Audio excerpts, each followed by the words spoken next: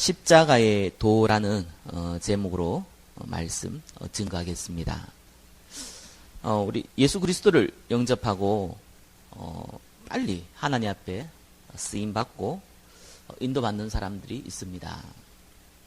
또 반면에 오랫동안 신앙생활을 했지만 불신자와 같은 헤매는 사람도 많이 있습니다.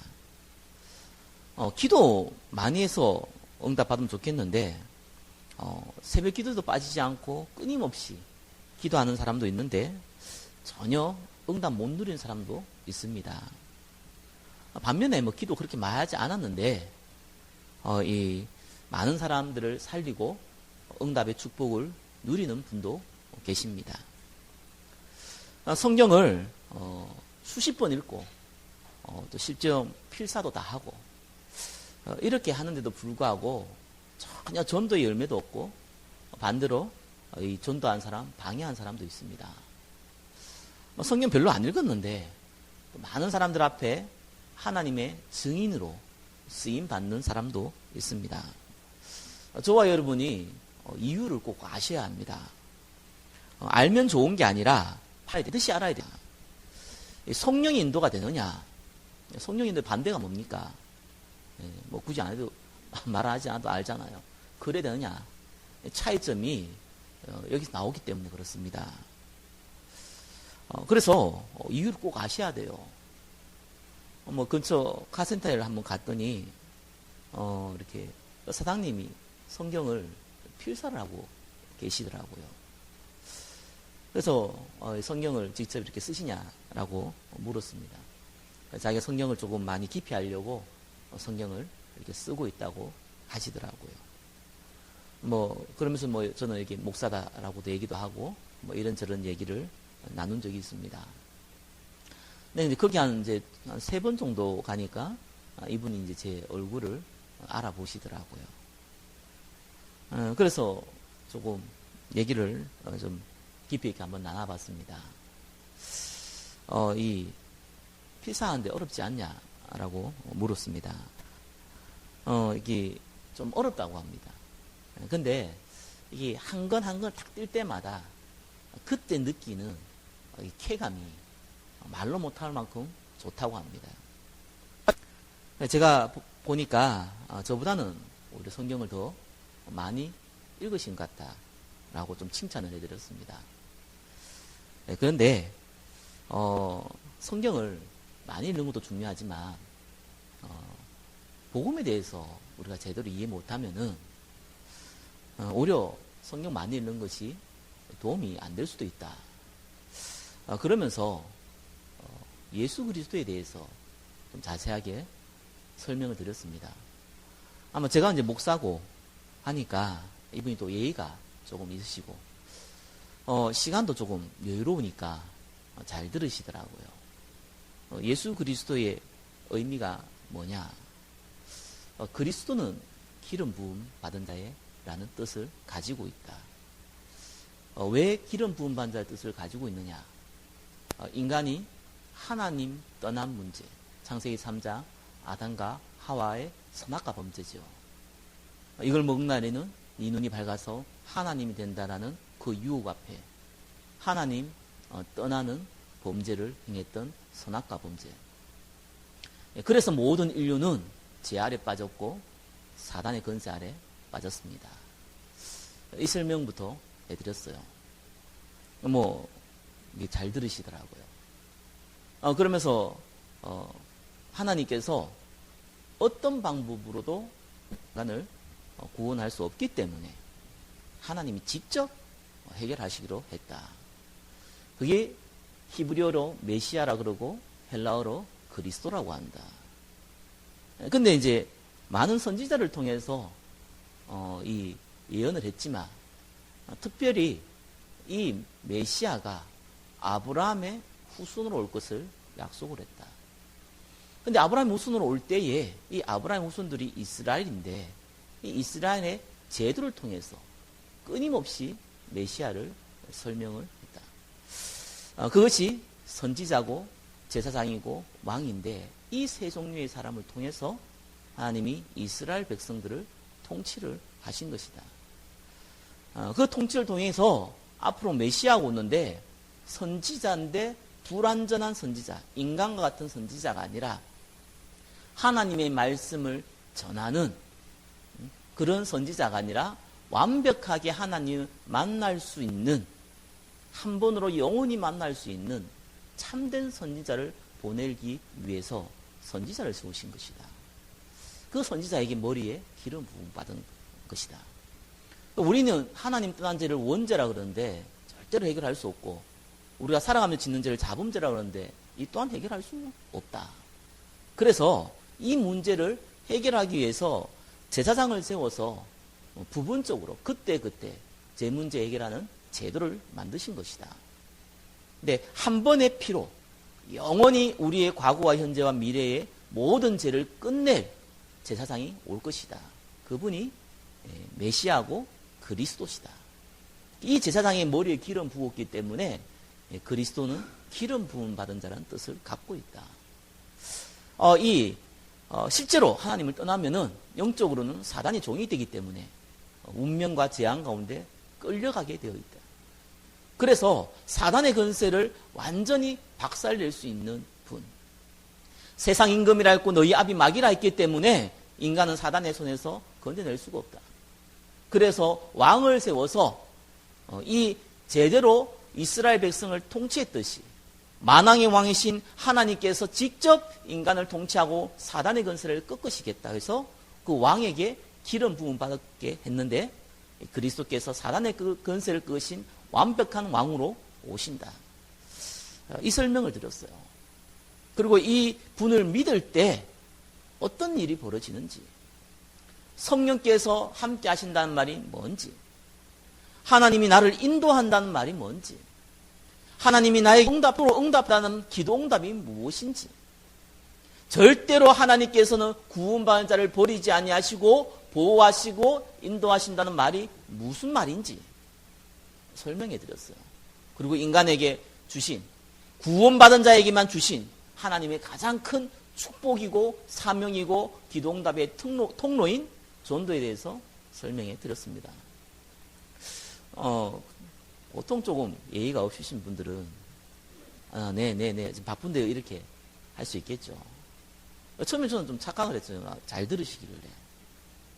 근데 이번에 잘 끝까지 들으시고 뭐 시간적 여유가 아마 있어서 그랬던 것 같아요.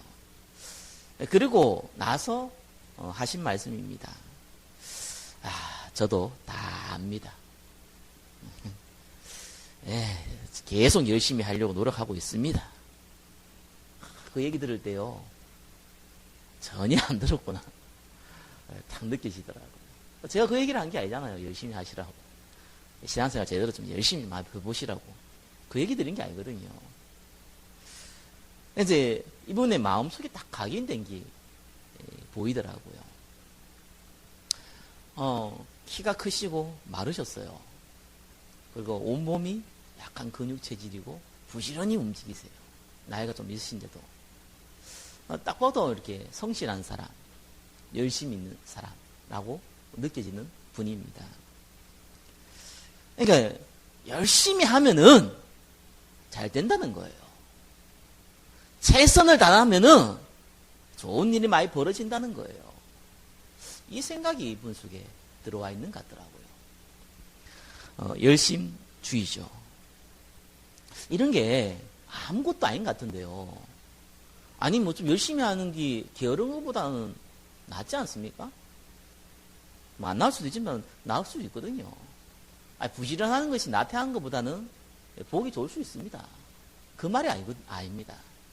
이분의 마음속에 각인되어 있는 것이 이 열심주의인데, 이 부분이 좋은 건데도 불구하고 성령의 인도를 받느냐, 그 반대가 되느냐의 중요한 요소가 되기 때문에 그래요. 기복주의, 신비주의, 박애주의, 정의주의, 경건주의, 열심주의,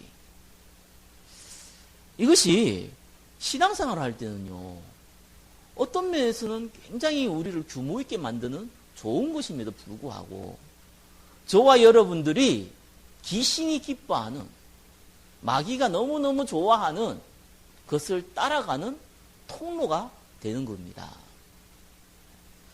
왜 예수님께서 마태복음 16장에 물었겠어요? 사람들이 나를 누구로 아느냐? 에레미야 같다, 엘리야 같다, 세례 요한 같다 라고 했을 때 베드로가 이렇게 얘기했습니다. 예수님은 그리스도시고 살아계신 하나님의 아들이십니다라고 고백을 했습니다. 그때 예수님이 너의 이 고백이 위해 내 교회를 세우겠다고 그랬어요. 이 교회는 어떤 교회냐? 음부의 근세가 이기지 못한다. 마귀가 절대 못 건드린다는 거예요. 네가 땅에서 매면은 하늘에서 매이고 땅에서 풀면은 하늘에서 풀린다. 뭐 기도응답의 축복을 주신 거죠. 그 얘기를 거기서 한 거예요. 왜 예수님이 그 얘기를 했겠습니까? 그 질문하고 그 얘기를 했겠습니까? 기복이 나쁜 게 아니거든요. 주의가 문제잖아요. 저는 예수님 처음 믿는 분들한테는 뭐든지 좀 구하라고 권유를 합니다. 요한복음 16장 24절 너희가 내 이름으로 아무것도 구하지 아니하였으나 구하라 그리하면 받으리니 너희 기쁨이 충만하리라. 그렇죠? 구하라고 합니다. 그러니까 육신적인 것이든지 영적이든지 질병이든지 건강이든지 뭐든지 간에 구해보면 알아요. 하나님은 긍휼의 하나님이시고 좋으신 하나님입니다. 필요에 따라서 좋은 걸 주세요. 하나님께서 우리의 믿음을 아시고 하나님께서 적절한 걸로 채워주세요. 그런 것도 경험해 봐야 됩니다. 처음부터 예수 믿자마자 우리는 세계복음화인데 이러면 좀 이상한 사람이에요. 어떤 면에서는. 어린아이 태어나자마자 응애 아빠 이제 나 돈 벌어올게 이러면은 아무리 부모 입장에서 이게 좀 천재 같은 애가 태어나도 또 이상하잖아요. 그게 정상이 아닙니다. 사실은요. 그 기복은 나쁜 게 아니에요. 아니 요한복음 14장 13절에 너희가 내 이름으로 무엇을 구하든지 내가 행한다고 했고요. 빌립보서 4장 6절 7절에는 아무것도 염려하지 말고 감사함으로 하나님께 아뢰라 그랬어요. 거기에 조건 안 달았습니다. 영적인 것만 해야 된다 이런 거 안 달았어요. 뭐든지. 그래서 기복이라는 게 굳이 나쁘다고 볼 수 없어요. 필요합니다. 문제는 기복주의잖아요. 기복주의가 뭡니까?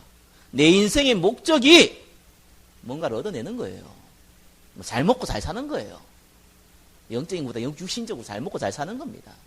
이걸 위해서 내가 예수님을 믿는 거예요. 알겠습니까? 이게 이제 마음에 딱 각인돼 버린 거예요. 이러면은 신앙생활 아무리 오래 해도요, 아무리 열심히 해도요, 응답 절대로 못 받습니다. 신비가 왜 나쁩니까? 하나님이 신비인데 오직 성령이 너희에게 임하시면 성령 충만 받는다고 했잖아요. 저는 옛날에 성경 읽을 때요, 하나님 성경 읽으면 성경 말씀이 살아있는데 살아있는 게 뭡니까? 이러고 보다 보니까 한 번 이런 경험도 했어요.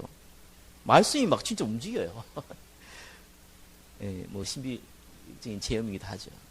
신기하더라고요. 막 움직이니까요. 뭐 떠댕긴 게 아니고 이게 막 이렇게 살아서 막 내 가슴에 막 부딪히더라고요. 와, 이런 게 성령 충만인가? 뭐 이런 생각도 해본 적이 있습니다. 뭐 경험하니까 뭐 힘 생기더라고요. 또 그런 것도요. 그 바울도 이 신비한 것도 사모하라고도 했고요. 그 이글이 뭐가 나쁩니까? 문제는 하나님 자체가요. 신비주의가 뭡니까? 내가 뭔가 이 만족이 안 돼서 이 영적인 것을 통해서 만족하고 싶은데 만족이 안 되는 거예요. 이걸 육신적으로 경험하고 싶은 거예요. 내 신앙의 목적이 뭐냐? 뭔가 모르는 카타르시스를 가지고 내가 육신을 체험해보고 싶은 겁니다. 그게 내 신앙생활의 목적이에요. 이제 이게 진짜 무서운 일이 벌어지는 겁니다. 이러니까 진짜 이 무당된 사람들의 많은 분들이 전직 집사 권사일 수밖에 없는 이유가 있어요. 그분들이 예수 믿은 게 아니라니까요. 영적으로 문제 왔으니까 혹시 교회 가면은 해결될까? 막 기도하는 사람이 있으니까 기도 많이 하면 해결될까 하다 보니까 그들이 귀신 들렸는데 귀신도 방언을 주거든요. 귀신 방언을 하는데 이게 성령 충만으로 착각을 한 겁니다. 뭔가 좀 체험을 하니까 좀 더 깊이 체험하고 싶은 거예요. 이게 신비주의입니다. 이러니까 심각한 문제들이 와요. 한마디로 종교가 돼버려요. 네이버에 한 학생이 질문을 하길래 봤어요. 뭐라고 질문했냐면은 자기 집은 오랫동안 교회를 다니고 자기도 교회를 다닌대요. 그런데 너무너무 좀 시달리고 해서 무당을 집에 가니까 내보고 신을 받으라고 했다는 거예요. 귀신 받으라는 거죠. 근데 이게 귀신 받고 교회 다녀도 되냐? 이런 질문을 했어요. 이거 뭐부터 설명해야 될지 모르겠더라고요. 이거 완전히 질문 자체가 뭡니까? 종교예요, 종교. 거의 귀신 믿는 그 무당이나 교회에서 하나님 믿는 거나 저 절간에 저 부처 믿는 거냐? 저 마호메트 저 알라신을 믿는 거나 동일한데 내가 그 중에 하나를 갖고 있는데 두 개 가지면 어떠냐는 거예요. 이러니까 어릴 때부터 신앙생활을 하든지 성경을 아무리 많이 읽었든지 기도를 아무리 많이 했든지 응답은 그냥 이 마귀의 도구가 돼버려요. 이러면은요, 정말입니다. 이런 마음이 딱 각인되어지면 어떤 일이 벌어지냐면은 예수님이 오면 어떤 일이 벌어질까요? 해결이 안 돼요. 예수님이 오는데 어떻게 해결 안 돼요? 예수님 와도 해결 안 돼요, 이거는. 아니, 예수님이 공생애 때 하신 일이 있잖아요. 많은 병자 고쳤습니다. 그렇죠? 또 살려는 자도 살려서, 그죠? 맹인도 고쳤고, 안전뱅이도 고쳤고, 귀신 들린 자도 고쳤어요. 마가복음 5장 41절, 이 죽은 소녀 살렸잖아요. 소녀야, 일어나라. 달리다고, 뭐, 이렇게 해갖고, 뭐, 찬양도 있잖아요. 요한복음 11장 43절에 죽은 나사로를, 이 무덤에서 데려 나오잖아요. 그러면서, 뭐, 5,000명도, 7,000명도, 4,000명도 먹이고 했잖아요. 그러면서 제자들에게 따로 얘기했어요. 내가 십자가에 죽을 거다. 그리고 3일 만에 부활할 것이다. 그러나 무리는 또 제자도 거기에는 관심 없었어요. 뭐에 관심이 있었냐? 예수님이 하시는 기적적인 일에 관심을 갖고 있었습니다. 예수님 따라가면은 굶지 않겠구나. 예수님 따라다니면은 내 병도 치유되겠구나. 예수를 내가 따라다니면은 뭔가 많이 얻겠구나. 조금 그분한테 잘 보이면은 한 자리 또 차지하겠구나. 여기에 딱 잡혀 있는 거예요.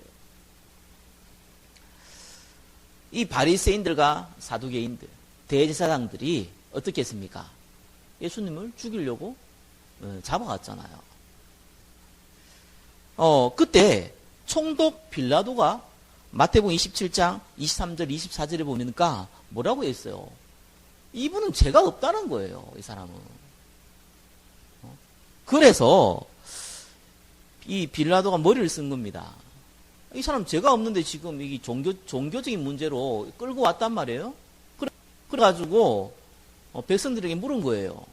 명절이 되면은 6월절이 되면은 이 제수 중에 한 명을 풀어주는 이런 제도가 있으니까 가장 악질 중에 악질 이 바라바라는 제수와 예수님을 딱 세워놓고 둘 중에 한 명을 누가 풀어줄까라고 질문을 한 겁니다. 당연히 총독 이 빌라도는 예수를 풀어달라라고 얘기할 줄 알았던 거예요. 근데 웬 말입니까? 바라바를 풀어달라고 백성들이 소리를 질렀어요. 마태복음 27장 20절에 대제사장들이 무리를 선동했다는 얘기는 나옵니다. 아무리 그렇다고 해도 그때 당시에 이스라엘 사람이 예수를 모르는 사람이 없는데 그때 당시에 이스라엘에 있었던 많은 사람들이 예수님이 하신 기적을 보고 본인이 많은 혜택을 누렸는데 거기에서 그렇게 소리 지를 수 있었을까요? 많은 분들이 해석을 하시기를 이렇게 해석했는데 저도 맞다고 생각이 들더라고요. 이스라엘의 메시아가는요 무슨 메시아가 아닙니까? 정치적인, 군사적인, 경제적인 메시아관을 갖고 있어요. 이스라엘이 지금 하나님의 선민인데 저 이방인들은 지옥 갈 땔감들이고 우리는 하나님이 택한 백성인데 우리가 저 이방인 로마한테 속국이 되어 있다는 거예요. 말이 안 된다는 거예요, 지금. 저 개 XX 같은 인간들한테 우리가 지금 당하고 있다는 거예요. 우리는 선민인데 그래서 메시아가 나타나가지고 저 로마를 다 정복하고 우리가 잘 먹고 잘 살고 저 이방인들은 다 망하고 이런 메시아를 간절히 기대하고 있던 것이 이스라엘 사람들의 메시아관입니다. 그 메시아를 누구라 생각했냐고 예수라고 처음에 생각을 한 거예요. 기적을 베풀어 주니까. 근데 이게 웬일입니까? 아무 힘없이 잡혀가 버렸어요. 사람이 그렇잖아요. 막 기대하는데 실망하면은 그죠? 실망이 배로 커요. 열받은 거예요. 이스라엘 사람들이 열받았어요. 그 증거가 어디 나옵니까? 이 이스라엘 사람들이 뭐라고 그랬냐면요. 이 빌라도가요. 나는 그러면은 너희가 이 바라바를 풀어주라고 그랬으니까 나 예수를 죽이는 데는 그 피값은 내한테 없다. 이렇게 얘기했어요. 난 잘못한 거 없다. 이렇게 얘기한 거예요. 그때 이스라엘 사람이요. 그 피를 우리와 우리 자손에게 올리소서 이렇게 얘기했거든요. 그거는 이스라엘 사람들의 쓰는 굉장히 관념적인 표현입니다. 너무너무 확실할 때, 너무너무 분명할 때, 뭐 우리가 손에 장을 지진다 그러잖아요. 그런 수준이 아니에요. 우리는 손에 장을 지진다 그럴 때는 너무 확신할 때 그렇게 얘기하잖아요. 이스라엘 사람이 쓰는 표현은요, 그 정도의 한 1000만 배 확신할 때 쓰는 표현입니다. 단순하게 대지자 사람들이 좀 선동했다고 그런 표현을 쓰지 않거든요. 그들 속에 가지고 있던 생각은요, 잘 먹고 잘 사는 거였어요. 그들 속에 가지고 있었던 생각은요, 저 우리를 압박하는 로마를 멸망시키는 거였어요. 그들 속에 갖고 있는 이 사상은요, 우리 민족만 선민이 되어야 된다는 사상을 갖고 있었던 거예요. 그게 안 되니까 돌아버린 거예요, 사람이. 예수님 못 박았잖아요. 신앙생활 열심히 하는데 좀 더 방해한다니까요. 신앙생활 열심히 하는데 성령의 역사를 거르친다니까요. 이게 잘못된 종교의 각인입니다. 말 알아들어야 됩니다. 이스라엘 사람들이 그 말대로 AD 69년에 완전히 망했잖아요. 어느 정도 망했냐? 100만 명 이상이 죽었어요. 8만 5천 명 정도가 포로로 잡혔어요. 이스라엘 딱 둘러싸가지고 로마 군인들이 다 죽이는데 한 1000명 정도가 도망갔어요. 이 도망가가지고 어떻게 했습니까? 예, 고지에 올라서 마지막 결투를 벌여요. 안 되니까 이제는 서로가 서로를 죽여요. 그리고 마지막에는 혼자 자결을 해요. 이런 비참한 일이 이스라엘 이 역사에는 일어난 겁니다. 종교 생활의 결과는요, 신앙생활을 잘 안 된다 이런 게 아닙니다. 재앙이 오게 돼 있어요. 이 고린도전서는요, 이 다른 성경하고 조금 다릅니다. 다른 성경은 바울이 쓴 서신서 중에서 다른 성경들은 이렇게 복음에 대해서 많은 얘기를 하고 이 이단에 대해서 얘기하고 막 이런 얘기인데 이 고린도 얘기는요 주로 분쟁에 대한 얘기를 했어요. 고린도가 좀 특성이 있어요. 그리스라는 그 나라, 그때 로마가 이제 속국이었죠. 이 나라 제일 밑에 있는 지중해에 끼고 있는 그 도시가 고린도입니다. 그때 당시만 해도 인구가 많은 시대가 아니잖아요. 그 고린도에 60년 살았어요. 요즘도 그렇죠. 우리 한국에서 제일 범죄율이 많고 제일 타락하는 도시가 어디라고 생각합니까? 부산이에요. 바닷가잖아요. 그리고 대도시예요.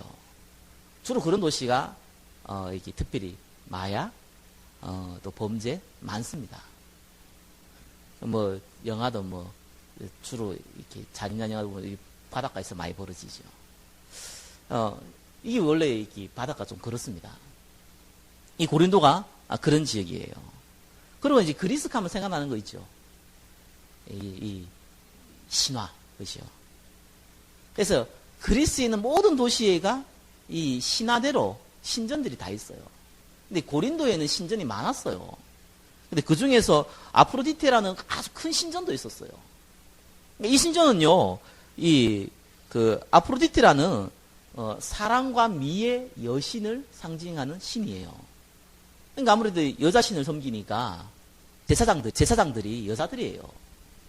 한 몇천 명 된다고 이렇게 기록은 나와 있어요. 근데 이 사람들이 어떻게 먹고 사냐 하니까 매춘을 통해서 먹고 살아요. 그 신전을 관리하는 제사장들이요. 왜 매춘을 통해서 먹고 사냐? 이걸 해야지만 이 신을 섬기는 제사장들과 관계를 가져야지만 신이 만다는 거예요. 이러면서 음란하고 문란하고 타락을 한 겁니다. 어떻게 보면 오늘하고 비슷합니다. 거의 네피림 시대하고 똑같습니다. 완전히 육신이 돼서 어떻게 하면 잘 먹고 어떻게 하면 잘 살고 어떻게 하면 성공하고 여기에 완전히 잡혀진 그 도시입니다. 그러니까요, 소송 문제가 많이 벌어져요.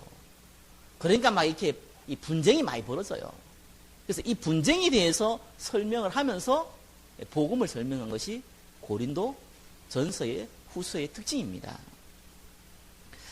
그래서 저와 여러분들이요, 이걸 잘 알고 저와 여러분이 이제 종교 생활이 아니고요, 복음으로 딱 바뀌어야 됩니다. 그래야 진짜 우리가 응답받아요. 우리 짧은 인생 사는데, 아니, 시큰 교회 다니고, 시큰 신앙생활하고, 인생, 아이고, 내가 뭐 했냐? 내가 뭐 교회 다니는 거 없어. 뭐냐, 이거. 아니, 이런 분들이 거의 99%라니까요.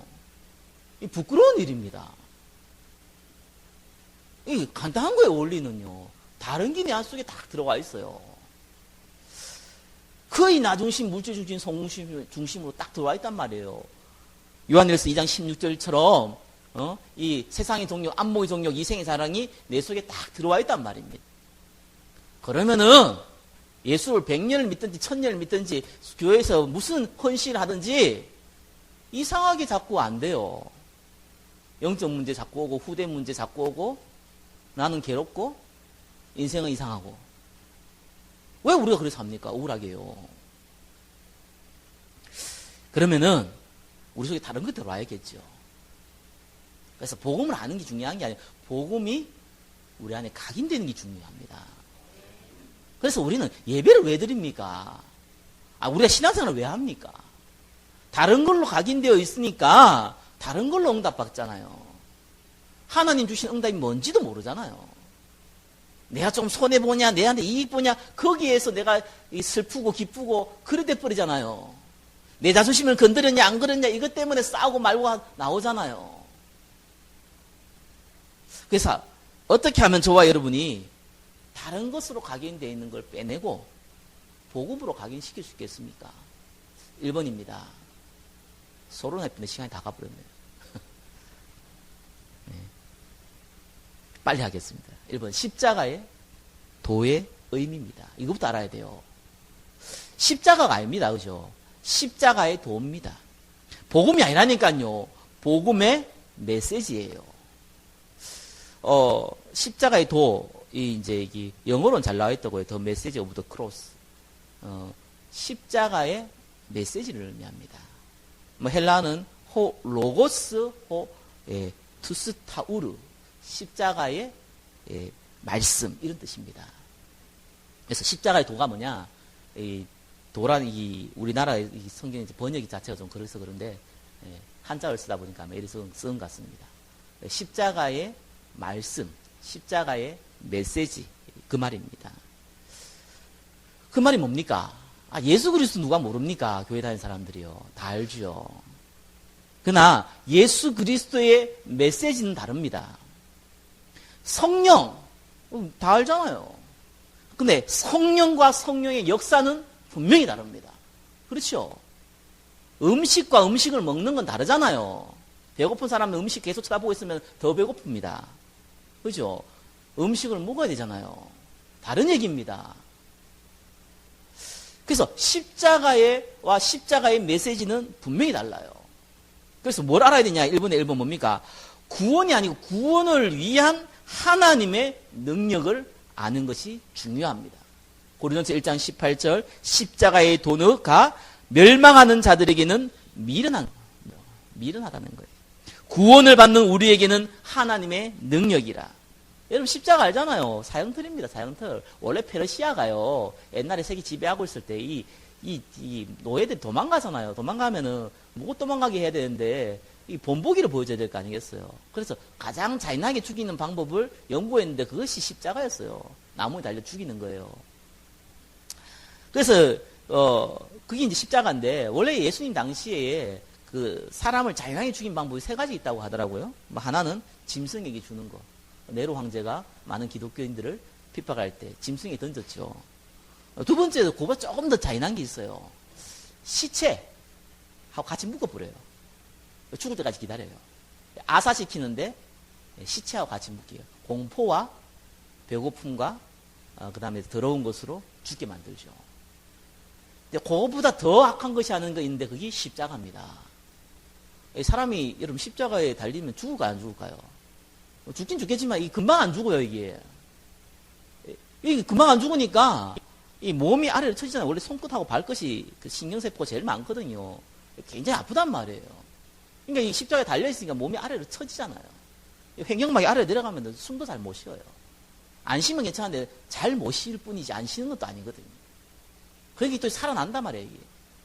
이게 너무 놀라고 너무 아파가지고 까무라치기도 하고 또 깨어나기도 하고 어떤 사람은 거기에 몇 주까지 살기도 하고 그래요. 달려가지고. 예수님이 죽으실 때도 어떻게 했습니까? 그 유월절이라 가지고 십자가에 달리면 안 된다고 그래가지고 다른 예수님 옆에 있는 두 강도는 다리 뼈를 부쉈어요. 그리고 나서 내렸어요. 나중에 또 달았겠죠. 근데 예수님은 일찍 돌아가셨잖아요. 그래가지고 창으로 혹시 진짜 죽었나 안 죽었나 해가지고 찔렀잖아요. 피와 물이 쏟아서 또 이게 나오잖아요. 십자가 달린다고 그냥 죽는 게 아닙니다. 어떤 사도는 이게 전에 나온 문서에 보면은 십자가에 달려가지고 이틀 동안 설교했대요. 설교를. 대단한 사람이죠. 하나님 성령이 감동을 하셨으니까. 이 십자가 이렇게 잔인한 겁니다. 여러분 혹시 패션 오브 크라이스트 옛날에 멜 깁슨이 나온 영화 혹시 본 적이 있습니다. 좀 오래됐죠 이제는. 그거 보면은 이게 채찍가 때리잖아요. 그 채찍이에요. 뼈가 200개 달려 있습니다. 갈아가지고요. 그 몇 번 때리냐? 39번 때립니다. 39번을 때리는데 딱 때리면은 채찍이 아니라니까요. 거기에 있는 뼈들이 200개 들어간 뼈들이 살에 딱 박힙니다. 땡기는 거예요. 그럼 살이들이 다 튀어나올 거 아니에요. 그렇게 해서 고통을 주는 거예요. 그러니까 이 심한 얘기가 아니에요. 이게 어마어마한 잔인한 방법인데 로마 사람이 이스라엘 사람이 십자가 하면 그거 생각나잖아요. 와 십자가 아름답다 이런 생각 됩니까? 잔인하고 더럽고 추악하고 재앙이고 저주고 이런 생각 날 거 아닙니까? 그 십자가가 이방인들 봤을 때는 어리석고 미련하고 볼품 없는 겁니다. 볼품 없는 게 이 재앙인 거예요. 그러나 성경은 뭐라고 했습니까? 구원받는 우리에게는 하나님의 능력이 됨이라. 왜 이게 능력이 됩니까? 절대로 해결할 수 없는 영적 문제. 영적인 죽음. 영적으로 죽었으니까 당연히 지옥 가야 될 거 아닙니까? 지옥의 문제. 이거를 해결하는 방법이라는 거예요. 하나님 떠나온 원죄 해결할 수 없잖아요. 사단의 권세 해결할 수 없잖아요. 그러니 운명이 잡히죠. 죄가 넘치면 반드시 재앙이 오거든요. 여러분 이 땅에 살 때도요. 죄악이 넘치면 재앙이 와요. 이 문제를 단번에 해결하는 유일한 방법. 그게 십자가의 하나님의 능력이에요. 이게 무슨 사람의 능력으로 사람의 방법으로 우리를 구원할 수 있습니까? 내가 도 좀 닦았다고, 내가 선한 일 좀 했다고, 내가 착한 일 좀 많이 했다고, 여러분 헌금 좀 많이 들었다고 하나님 봐주고 그럽니까? 비교가 안 되는 거예요. 공기가 없으면은 여러분이 3분도 못 살잖아요. 가장 가치 있는 것은 우리의 수고와 노력으로 얻을 수 없어요. 하나님의 능력으로 주셨다. 그게 1번의 1번입니다. 그게 복음이에요. 이거부터 아셔야 됩니다. 1번의 2번 뭡니까? 구원을 위한 하나님의 지혜. 이게 전도예요. 어떻게 저와 여러분들이 이 사실을 믿을 수 있습니까? 그렇죠? 뭔가를 유명한 책을 지어서 지혜롭게 설명해서 이걸 믿을 수 있겠습니까? 인간의 지혜가 얼마나 어리석습니까? 하나님이 지혜를 패했다 그래요. 고린도서 1장 19절 20절을 보니까 20절에는 뭐라 그랬냐 하면은 지혜가 있는 자가 어디 있냐? 선비가 어디 있냐? 선비는 학자거든요. 뭐 이 세대의 변론자가 어디 있냐? 변론자 뭐 철학자입니다. 어디 있냐? 하나님께서 이 세상의 지혜를 미련하게 하신 것이 아니냐? 세상의 지혜로는 알 수도 없으니까 하나님께서 전도라는 미련한 방법. 전도가 뭡니까? 도를 전하는 거잖아요. 여러분 천장 가서 여러분 주위에 있는 사람한테 뭐 대놓고 속 얘기하면 그렇지만 좀 기회가 될 때 너도 예수 믿었으면 좋겠다. 당신도 예수님 믿었으면 좋겠습니다. 라고 한마디 하는 이런 전도. 웃어 보일 수 있죠. 그것이 하나님의 방법이라는 거예요. 그게 하나님의 지혜라는 겁니다. 못 알아듣는 얘기잖아요. 모세가요 나이 80에 직접 하나님 나타나서 뭐라고 그랬습니까? 이스라엘 백성한테 가서 희생 제사를 드리라. 그 얘기를 바로왕한테 얘기하라고 그랬어요. 바로왕한테 얘기했습니다. 바로왕이 뭐라고 그랬습니까? 네가 드디어 미쳤구나. 네가 나이가 들지만 확실히 미쳤구나. 이스라엘 사람들이 배가 들 고프구나. 이를 2배로 늘려라. 고통을 주어라. 그랬잖아요. 그런데 결과가 어떻게 됐습니까? 바로왕의 아들을 비롯해서 어마어마한 재앙이 이집트에 임합니다. 10가지 재앙이 임해요. 그리고 이스라엘은 빠져나옵니다. 그게 전도입니다. 하나님 말씀을 증거하는 게 전도예요. 세상 봤을 때는 미련해 보일 수도 있어요. 세상에 봤을 때는 이게 무슨 지혜라고 생각할 수도 있어요. 그러나 하나님이 그걸 통해서 구원하시기로 했다는 겁니다. 저와 여러분의 모든 환경과 여건을 하나님께서 아시고 그걸 통해서 저와 여러분의 입술을 통해서 전도라는 이 미련한 걸 통해서 다른 사람을 구원하시기로 작정하셨다. 그것부터 아셔야 됩니다. 여러분의 삶은 뭡니까? 우리가 수고해서요? 우리가 믿어서요? 아닙니다. 구원을 위한 하나님의 방법이 뭡니까? 은혜예요. 왜 하나님이 미련한 자를 택해서 똑똑한 자를 부끄럽게 합니까? 왜 없는 자를 택해서 가진 자를 부끄럽게 하십니까? 하나님이 없는 자를 좋아하십니까? 가난한 자를 좋아하십니까? 그 말이 아니잖아요. 우리의 실력과 노력과 우리의 노력, 이 배경을 가지고는 절대로 구원을 얻을 수 없다는 거예요. 그게 은혜입니다. 하나님이 값없이 저와 여러분에게 은혜를 주신 겁니다. 이거부터 먼저 이해를 하셔야 돼요. 간단히 얘기하면은 예수님께서 모든 것을 끝내셨다. 그래서 우리를 전도와 선교를 위한 하나님의 생명을 살리는 위한 이 사명을 우리에게 주셨다. 그래서 하나님이 은혜로 그거를 행하게 하실 것이다. 그게 저와 여러분 신앙생활입니다. 두 번째는요, 소유를 해야 되잖아요. 많은 거에 한번 들으면 아는데 소유하는 건 다릅니다. 그렇죠? 그래서 소유를 하려면요, 딱 이제부터 결론을 냈어요. 2분의 1번. 예수 그리스도로 딱 결론을 냈어요. 내 인생의 목적은 전도와 선교다. 이렇게 결론을 냈어요. 간단한 겁니다. 정말 똑똑한 사람들요, 이상한 사람들 많아요. 저 학생 때요, 정말 이상한 거 배웠어요. 그것도 지금 뭐 시중에 많이 팔려있는 책입니다. 막 기독교 세계관을 저한테 그거 믿고 맞다고 했거든요. 기독교 세계관이 뭔지 압니까? 난 뭐 기독교 세계관이라는 게 뭐 대단한 건 줄 알았어요. 한국 사회에 보편적으로 퍼져 있는 기독교 세계관이 뭔지 압니까? 내가 하는 일에 최선을 다하는 것이 하나님께 최고의 영광이다.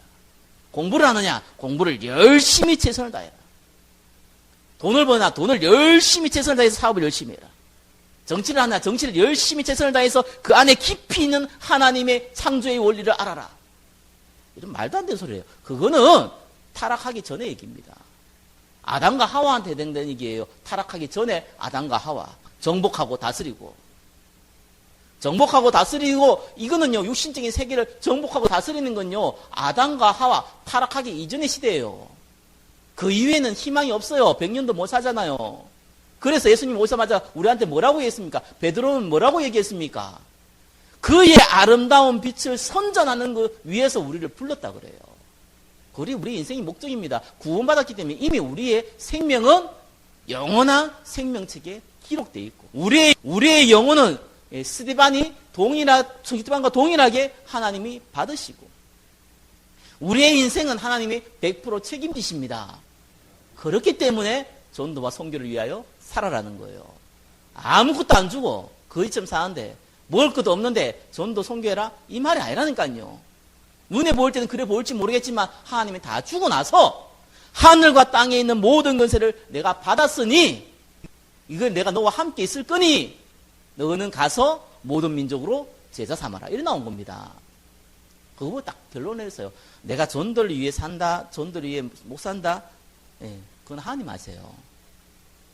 근데 그게 목적이라는 건 알아야 될 거 아니겠어요, 최소한. 내 인생의 목적은 돈 많이 벌어가지고 교회 헌금 많이 하는 거다. 천만의 말씀입니다. 그렇게 얘기하는 사람 치고 교회 헌금하는 사람도 없고 그렇게 얘기하는 사람 치고 돈 버는 사람도 없어요. 부끄러운 일입니다. 내가 목사님을 제대로 뭘 목사님을 섬깁니까? 저와 여러분이 해야 될 거는요, 그게 아니라니까요. 우리가 사람을 보고 뭐가 좋겠고, 이 교회를 보고, 건물을 보고, 세상을 보고, 뭐가 좋은 게 있습니까? 다 창세기 3장 아래, 죄로 말미암아 나온 결과물인데요. 저와 여러분의 목적은요, 전도와 선교예요. 그래서 우리 옆에 있는 사람도 중요하고, 우리 가족도 중요하고, 우리가 만난 사람도 소중한 것입니다. 전도 선교 때문에요. 우리 인생이 목적이에요. 그래 못 살아도 괜찮습니다. 그게 목적입니다. 그거 딱 마음에 담으세요. 그게 이 예수 그리스도 십자가의 도를 소유하는 첫 번째 방법입니다. 두 번째 뭡니까? 참 재밌죠. 문제 와요. 여러분이 마귀의 종이 아니면은 문제 와요. 마귀의 종도 오지만, 마귀의 종은 템프테이션 오겠지만 하나님의 사람들은 테스트로 딱 와요. 문제 온다니까요. 템프테이션과 테스트는 다릅니다. 반드시 문제 옵니다. 이 문제가요, 좋은 거라니까요. 하나님은 저와 여러분한테 좋은 걸 주신다니까요. 한번 괴롭힘 당해봐라. 말 안 들었지? 오늘 한번 괴롭힘 당해봐. 이런 악한 하나님이 아니십니다. 되게 이상하게 생각하시는 분 많대요. 내가 좀 잘못했으니까 하나님 나 벌할 거, 이런 사람도 있더라고요. 벌했으면 옛날에 죽었어요. 그런 하나님이 아니십니다. 끝까지 참으시고 인도하시고. 오죽하면요, 너무 마귀종하면요, 하나님이 너무 사랑해가지고 데려가잖아요. 얼마나 축복인지 몰라요. 여러분, 너무 마귀종하면요, 하나님이요, 데려갑니다. 할렐루야. 아멘. 아멘 하면서 그만한데, 그만큼 하나님 우리 좋아하신다니까요. 왜요? 다른 사람들 이렇게 복음에 방해되고, 여러분한테도 복음에 덕이 안 되니까, 그래, 천국 가서 이제 좀 빨리 나랑 만나자. 이렇게 데려가시도 한다니까요.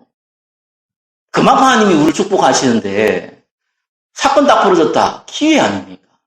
하나님의 능력을 체험할 기회 아닙니까?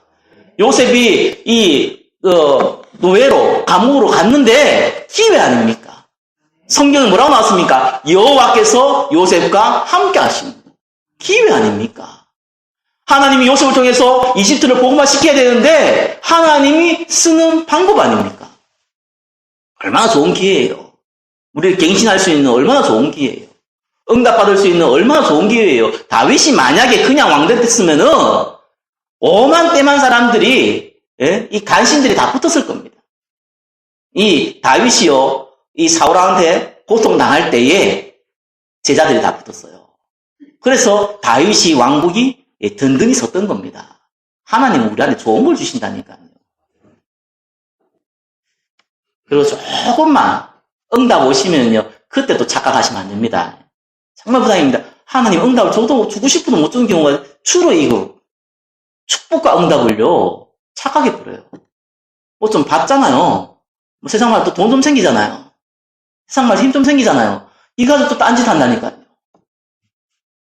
그래서 이때 당시에 브리스가 부부는 뭐 어떤 문서에는 재벌이라고 할 만큼 천막을 만드는, 이 로마가 전쟁을 하니까 이 군사 천막을 만드는데 독점을 했다고 할 만큼 경제 축복 받은 사람이거든요.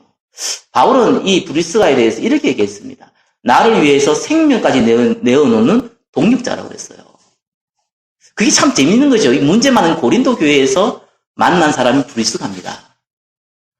온 교회의 식중이 되었다 그랬어요. 다 가난하고 어려웠을 때에 교회의 식중이 된 사람이 이 가이오거든요. 가이오 로마 16장 23절에 나오는데 로마 사람으로 생각하는데 로마 사람이 아니고 고린도 교회 사람이에요. 가이오가요. 이 로마서를 가이오의 집에서 썼어요. 그게 이 로마서에 나온다. 이 로마서를 지은 지필한 그 곳이 가이오의 집입니다. 이런 사람들이요. 응답 받은 만큼 하나님 앞에 쓰임 받았어요. 요것만 주문하면 돼요. 그러면서 저와 여러분들요. 이제는 조금만 체험하세요. 하나님 나라에 대한 비밀을 체험하세요. 성령님도 어떻게 받으랍니까? 이렇게 해야 됩니까? 저렇게 해야 됩니까? 그건 죄송하지만 그 수준이 되려면요. 하나님 나라의 비밀을 체험한 이후에 극이 나와요. 그 전에는 여러분 성령님도 받는 방법 굉장히 간단합니다. 은혜의 시스템 만드세요. 말 그대로 예배 좀 드리세요. 말 그대로 매일매일 하나님 말씀 좀 보세요. 좀 제가 수준이 없지만 제가 또 전달해주는 메시지라도 좀 들으세요. 그래야지 여러분 영적 상태를 유지합니다. 영적으로 무너져 버리면요. 내가 예배를 드려도 되고 뭐 안 드려도 되고 뭐 드리면 좋고 뭐 안 드려도 괜찮고 이 정도 아프면 죽은 겁니다. 사실은요. 심각하게 병드는 거예요. 하나님 말씀을 전혀 안 들었는데도 괜찮아. 뭐. 힘나. 이 위험한 수준이라니까요. 은혜의 시스템 만드세요. 은혜의 보좌 앞에 담대히 나가는 그 시스템을 만드세요. 그리고 기다려요. 하나님 환경을 딱 바꿔줍니다. 흑암에 묶여있는 가문을요, 바꾸십니다. 저는 우리 아버지 예수 믿으면요, 내 손에 장을 지진다고 생각했던 한 사람 중에 한 사람이에요. 그 사람들 중에 한 사람이에요. 너무 어릴 때부터 난 너무 우리 부모님을 이해가 안 가요. 세상에 그런 분들이, 뭐 이렇게 고집도 센지요. 나이가 이제 예전에 제가 어릴 때 환갑이 넘으셨는데요. 지금 80이 넘으시면 지금도 똑같아요. 고집 얼마나 센지요. 얼마나 생각도요, 딱 바르고요. 윤리적으로, 도덕적으로 바르고요. 이렇게 했는데 저렇게 딱 바른 사람인지 몰라요. 절대로 예수 믿으면 안 된다고 얘기했던 분이거든요. 어느 날, 나이 70 돼가지고요. 그분의 입에서는 이런 얘기 나오더라고요. 나도 예수 믿어야겠다. 나는 기저촉풍한 줄 알았어, 진짜. 진짜 그렇다니까요. 그래서 내가 목사라 가지고 또 믿어주는 건가? 아니에요. 믿어야겠다는 거예요. 하나님 나라가 임하면 가정복음화도 돼요. 시간 좀 걸릴 수 있지만 이것도 된다니까요. 예? 그러면서요, 한 명씩요, 여러분 통해서 구원받은 사람들 만나게 하십니다. 저는 이런 거 볼 때 참 감사해요. 제가 직장 생활할 때요, 이렇게, 복음 얘기 좀 하고 했던 분들이요, 가끔씩 연락 오고 메일도 오거든요. 그때 얘기해줘서 자기 예수 믿게 됐다고. 그런 얘기 들으면요, 완전히 사람이 이게, 뭐랍니까? 흥분돼요, 흥분돼. 너무 좋아요. 이 복음이, 하나님이 나를 통해서 썼던 하나님의 말씀이 헛되지 않았구나. 여기 하나씩 체험되어지면요, 그때부터, 이게 하나님 나라구나. 그러면 이제, 마지막에 성령 인도가 되는 겁니다. 성령 인도, 그 전에 성령 인도 받을 생각하지 마세요. 왜냐하면 구원 받았기 때문에. 하나님 여러분 인도합니다. 여러분 모를 뿐이에요. 그래서 은혜의 시스템 만들고요. 기다리고요. 그죠? 하나님이 한 사람 한 사람 붙여주는 거, 복음 전하고요. 요래 있으면요, 그 다음 것이 보입니다. 그때부터는 재밌어요. 말씀을 맺겠습니다. 십자가의 도, 십자가의 말씀입니다. 이거를 소유하셔야 됩니다. 그래서 예수 그리스도로 딱 결론 내시고요. 하나님 나라 딱 기다리시고요. 성령님도 받으시면 됩니다. 기도하겠습니다. 하나님, 십자가의 도의 축복을 누리게 하여 주옵소서. 예수 그리스도의 이름으로 기도드립니다. 아멘.